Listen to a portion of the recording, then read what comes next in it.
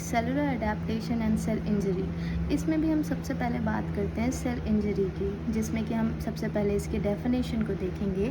तो cell injury is defined as the functional and morphologic effect of variety of stresses on the cell from various etiologic agent which results in changes in its internal and external environment।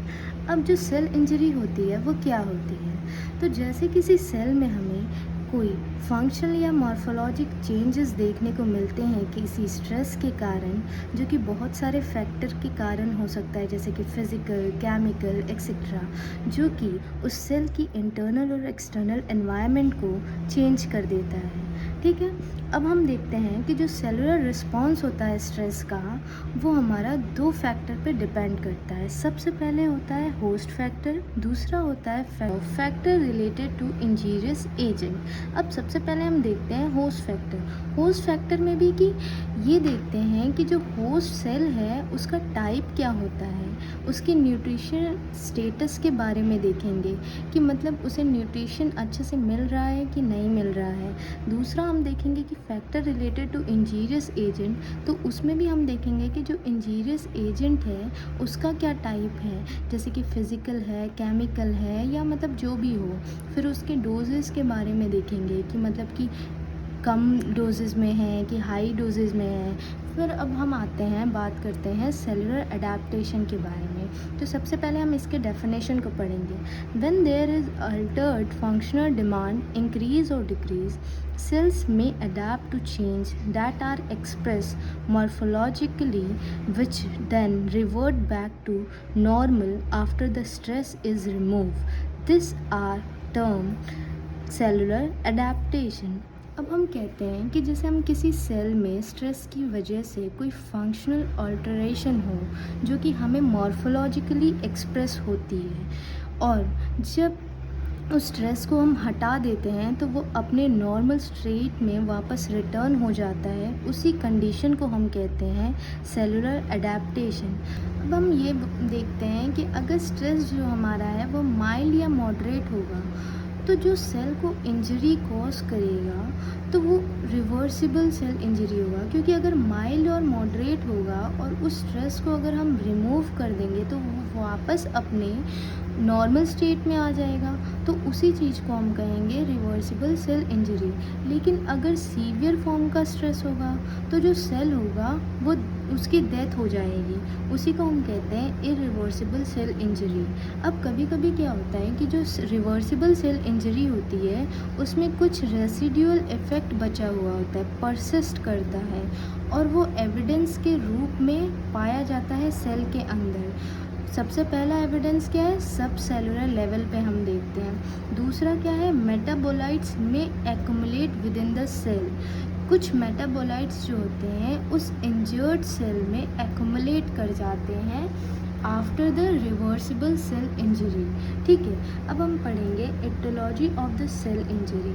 अब हमें पता है कि human beings में diverse type के disease cause होते हैं। अब डिफरेंट एजेस में हम देखते हैं कि वो ब्रॉडली क्लासिफाइड होते हैं 4 टाइप्स में। एक सबसे पहला डेवलपमेंटल, दूसरा इन्फ्लेमेटरी, तीसरा नियोप्लास्टिक, चौथा डीजनरेटिव। अब हम सबसे मेन ये चीज़ देखते हैं कि जो सेल इंजरी होता है वो 2 ब्रॉड ग्रुप में डिवाइड है, जो कि डिसीज़ या इंजरी कॉज करता है। सबसे पहला जेनेटिक और दूसरा एक्वायर्ड। जेनेटिक को हम फर्दर क्लासेस में आपको पढ़ाएंगे, सबसे पहले हम यहाँ पे एक्वायर्ड पढ़ेंगे। तो एक्वायर्ड कॉजेज़ ऑफ डिसीज़, क्या क्या एक्वायर्ड कॉजेज़ हैं जो कि हमारे सेल में इंजरी कॉज करेगा, तो उसमें सबसे मोस्ट इम्पॉर्टेंट सबसे पहला आता है कॉज हाइपॉक्सिया। हाइपॉक्सिया का मतलब क्या होता है कि inadequate amount of oxygen at the level of cells और टिश्यूज़। सेल्स और टिश्यूज़ के लेवल पे जो अमाउंट ऑफ ऑक्सीजन होता है मिलता है उसे, वो बहुत ही कम मिलता है। ठीक है, अब जो हाइपॉक्सिया होते हैं वो 4 टाइप्स के होते हैं। सबसे पहला जो होता है वो हाइपॉक्सिक हाइपॉक्सिया होता है। ये हाइपॉक्सिया, इस हाइपॉक्सिया में ये होता है कि जो एयर में ऑक्सीजन है वो कम होता है। दूसरा क्या होता है, एनेमिक हाइपॉक्सिया। इसमें क्या होता है कि जो ब्लड में ऑक्सी हीमोग्लोबिन का कंसंट्रेशन होता है वो कम हो जाता है, जो कि हम सबसे ज़्यादा देखते हैं कार्बन मोनोऑक्साइड पॉइजनिंग में। ठीक है, अब हम बात करते हैं स्टैग्नेंट हाइपोक्सिया की। स्टैग्नेंट मतलब क्या होता है? रुका हुआ। मतलब कि इसमें क्या होता है कि जो ब्लड का फ्लो होता है वो कम हो जाता है। और ये सबसे अच्छा इसका केस कौन सा होता है? इश्कीमिया।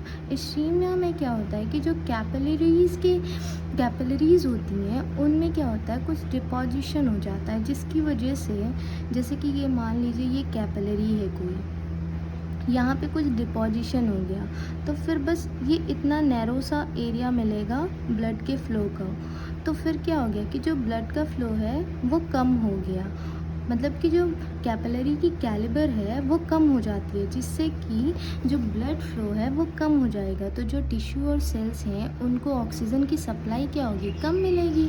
अब दूसरा हम पढ़ते हैं, चौथा सॉरी, हिस्टोटॉक्सिक हाइपोक्सिया। ये हम लोग जनरली देखते हैं साइनाइड पॉइजनिंग में। किसमें? साइनाइड पॉइजनिंग में। अब हम जानते हैं कि जो सेल इंजरी का मोस्ट कॉमन रीज़न होता है वो हाइपोक्सिया होता है। लेकिन हाइपोक्सिया का जो मोस्ट कॉमन रीज़न होता है वो होता है इश्कीमिया। अब हम सेकंड आता है फिज़िकल एजेंट। फिज़िकल एजेंट में सबसे पहले हम लोग मैकेनिकल ट्रॉमा की बात करते हैं, जैसे कि रोड एक्सीडेंट्स में हम देखते हैं। थर्मल ट्रॉमा की बात करेंगे, जैसे कि हीट या कोल्ड का शॉक। इलेक्ट्रिसिटी, रेडिएशन जैसे कि अल्ट्रावायलेट या ionising radiation. Rapid change in atmospheric pressure का रैपिड चेंज होता है। फिर हम थर्ड पे आते हैं केमिकल्स एंड ड्रग्स। केमिकल्स में हम देखते हैं जैसे कि स्ट्रॉन्ग एसिड्स एंड अल्कलीज की बात करें, या कुछ पॉइजन्स की बात करें जैसे कि साइनाइड, आर्सेनिक, ये सब हो गए। फिर एनवायरमेंटल पॉल्यूटेंट्स की, जैसे कि CSF हो गया, कार्बन डाइऑक्साइड हो गया, SO2 हो गया। फिर ऑक्सीजन का जो कंसंट्रेशन होता है वो हाई हो जाता है, तो ये भी हमारे केमिकल्स में आएंगे। फिर हम फोर्थ आते हैं माइक्रोबियल एजेंट, जैसे कि बैक्टीरिया हो गया, वायरस हो गया, फंजाइज हो गया। अब फिफ्थ पे हम लोग आते हैं इम्यूनोलॉजिक एजेंट। इम्यूनोलॉजिक एजेंट में हम ऑटो इम्यून डिसीज़ के बारे में देखते हैं। एनाफाइलेक्टिक रिएक्शन जैसे कि पेनिसिलिन के अटैक में होता है। हाइपर सेंसिटिविटी रिएक्शन जैसे कि एलर्जी के केस में।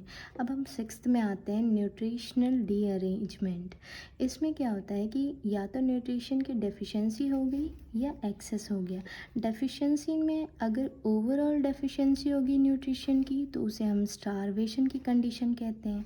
प्रोटीन या कैलोरी की डेफिशिएंसी हो गई तो जैसे कि मैरस्मस और क्वासिकोर के केस में हम देखते हैं, या मिनरल की डेफिशिएंसी हो गई तो वो एनेमिक कंडीशन होती है। अब हम बात करते हैं एक्सेस। एक्सेस में क्या हो जाता है? जनरली ओबेसिटी हो जाती है या एरिथ्रोस्क्लेरोसिस। मतलब कि जो हमारी कैपिलरीज होती हैं उनमें क्या होता है, कोलेस्ट्रॉल का डिपोजिशन हो जाता है। किसका होता है? कोलेस्ट्रॉल का डिपोजिशन। ठीक है, अब हम आते हैं एजिंग की बात करते हैं।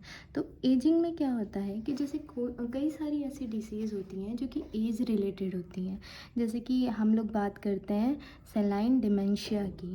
ठीक है, वो ओल्ड एज में होती है।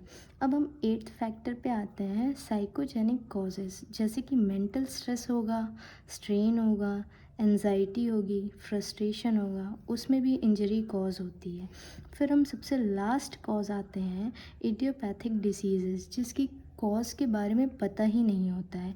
कि मोस्ट कॉमनली हम लोग सीन करते हैं हाइपरटेंशन के कंडीशन में 90%, अबाउट 90%। इसी को हम ये भी कह सकते हैं idiopathic hypertension. Thank you guys.